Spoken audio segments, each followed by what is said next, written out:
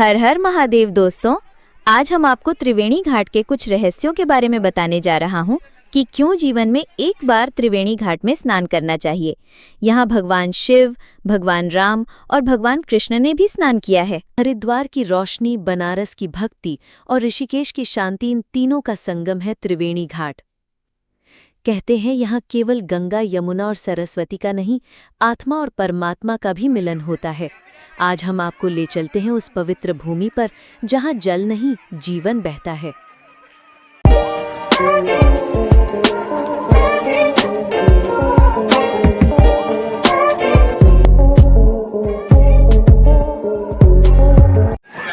Hello दोस्तों, जैसे कि आप लोग देख ही रहे होंगे कि मैं इस टाइम आ रखा हूँ ऋषिकेश त्रिवेणी घाट में। तो ये देखिए, अभी आप लोगों को दिखाता हूँ। त्रिवेणी घाट ऋषिकेश का सबसे पवित्र घाट माना जाता है। यहाँ 3 पवित्र नदियाँ, गंगा, यमुना और अदृश्य सरस्वती, एक दूसरे से मिलती हैं। पौराणिक मान्यता है कि श्री कृष्ण ने युद्ध के बाद इसी घाट पर आकर अपने कर्मों का प्रायश्चित किया था।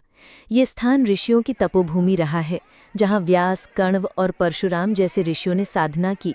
यहाँ डुबकी लगाना केवल शरीर को शुद्ध नहीं करता, बल्कि आत्मा को भी शांति देता है।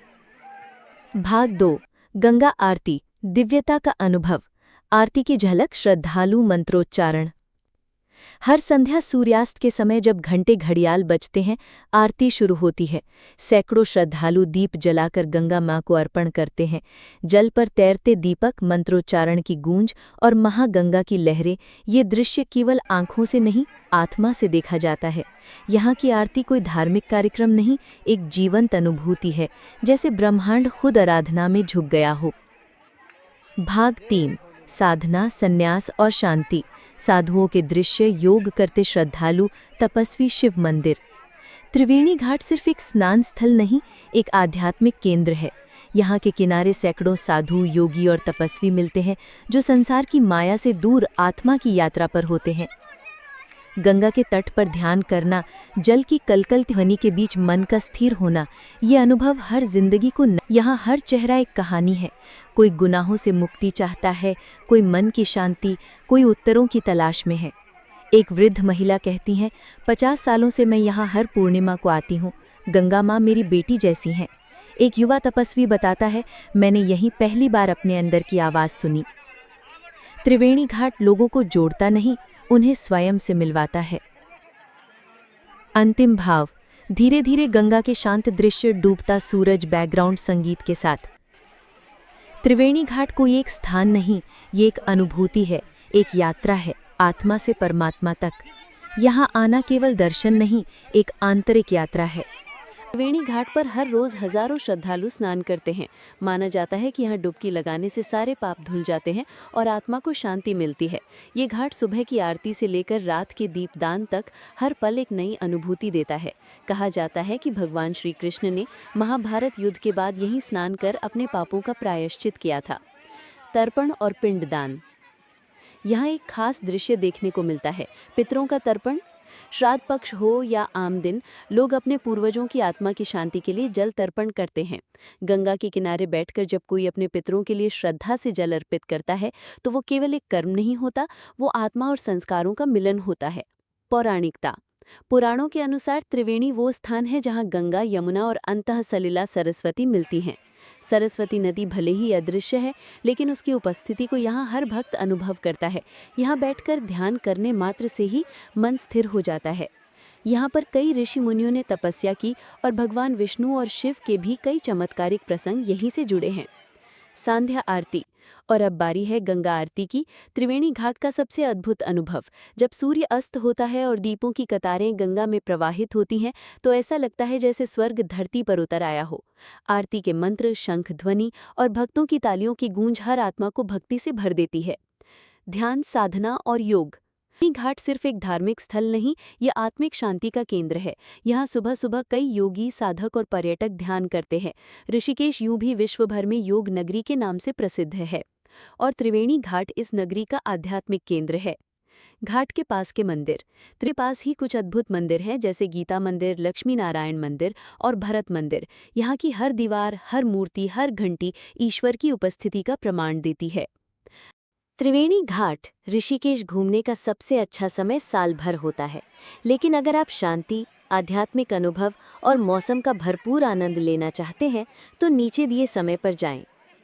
सबसे अच्छा समय घूमने के लिए अक्टूबर से मार्च, सर्दी का मौसम ठंडा और सुहावना होता है। तापमान 8 डिग्री सेल्सियस से 20 डिग्री सेल्सियस तक। गंगा आरती का दिव्य अनुभव इस मौसम में बेहद भावुक और शांतिपूर्ण लगता है। चारों ओर हरियाली, धुंध और गंगा की ठंडी हवा मिलकर वातावरण को अद्भुत बना देते हैं। मॉनसून जुलाई से सितंबर। बारिश के कारण घाट पर फिसलन हो सकती है, लेकिन घाट पर गंगा का प्रवाह बहुत सुंदर दिखता है। यदि आप बारिश में यात्रा पसंद करते हैं तो ये समय भी अनोखा अनुभव दे सकता है। गर्मी अप्रैल से जून।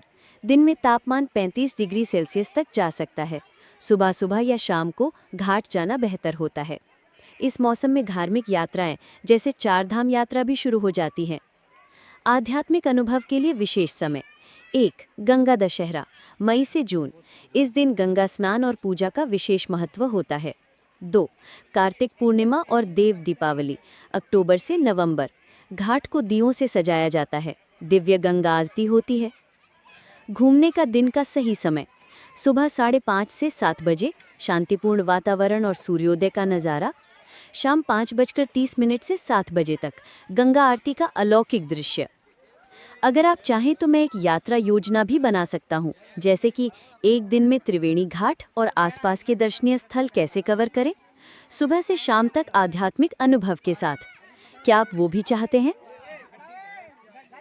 ऋषिकेश एक पवित्र और सुंदर स्थल है जो आध्यात्मिकता, प्राकृतिक सौंदर्य और रोमांचकारी गतिविधियों के लिए प्रसिद्ध है। यहाँ घूमने की कई अद्भुत जगहें हैं। नीचे मुख्य दर्शनीय स्थलों की सूची दी जा रही है, जिन्हें आप ऋषिकेश यात्रा में शामिल कर सकते हैं। ऋषिकेश में घूमने की प्रमुख जगहें। पहली, त्रिवेणी घाट। गंगा आरती जले प्रसिद्ध है। सुबह और शाम को आरती, पवित्र स्नान और पिंडदान की परंपरा, आध्यात्मिक अनुभव और शांति का स्थान। दूसरा, लक्ष्मण झूला।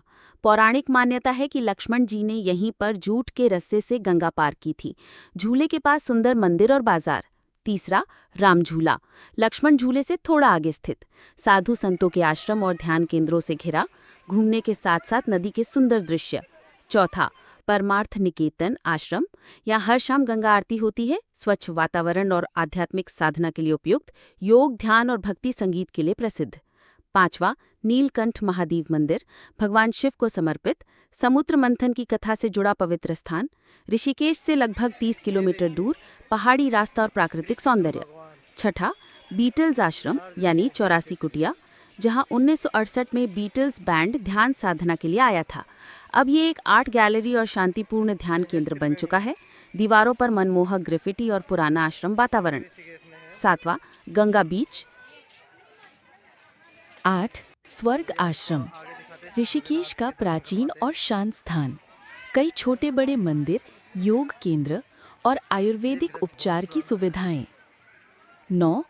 राजाजी चैनल सब्सक्राइब CTA शांति की धुन। अगर आपको ये यात्रा पसंद आई हो तो कृपया लाइक करें, शेयर करें और हमारे चैनल को सब्सक्राइब करें। हर सप्ताह हम लाते हैं आपको भारत की आध्यात्मिक धरती की नई कहानियाँ। जय गंगे, हर हर गंगे।